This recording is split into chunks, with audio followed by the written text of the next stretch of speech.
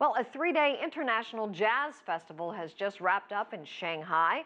Tens of thousands of Chinese, along with expat jazz lovers, came to soak up the atmosphere.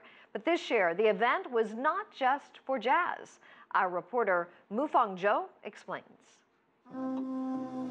With 5 stages and 40 artists, the Jay-Z Festival revels in every shade of jazz. But there's more to it musically. Blues, funk, fusion, and R&B are also in the mix. Meanwhile, there's a lot of cool stuff going on offstage as well, with activities for all ages. Drum circles, salsa sessions, even ukulele tutorials. And there's a lot of camping space available on the grass at Shanghai's World Expo Park.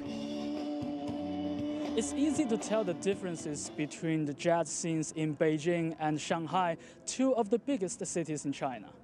As Beijing is known for the tight-knit, hard-working musicians community that mainly plays traditional and avant-garde materials, there's a deeper root of jazz in Shanghai that can be traced back to 1930s.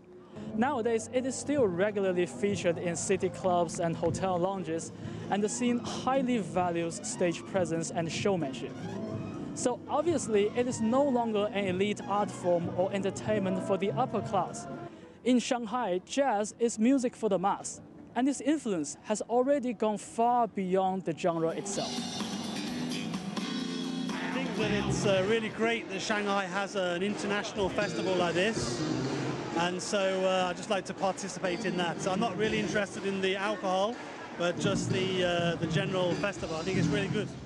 Now, in its 11th year on the run, China's preeminent jazz event is leading the second age of jazz in Shanghai.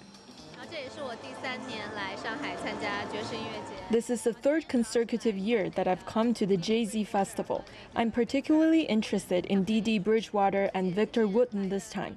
There are more audience members this year. The lineup is more international too. The conscious efforts to develop the jazz scene are paying off. Shanghai's jazz clubs and the festival itself have become venues for Chinese musicians to mingle, catch up, and jam. This is not only encouraging further development at home, but also attracting high-level players from around the world. Truly, jazz has become a landmark phenomenon in China now. Mufang Zhou, CCTV, Shanghai.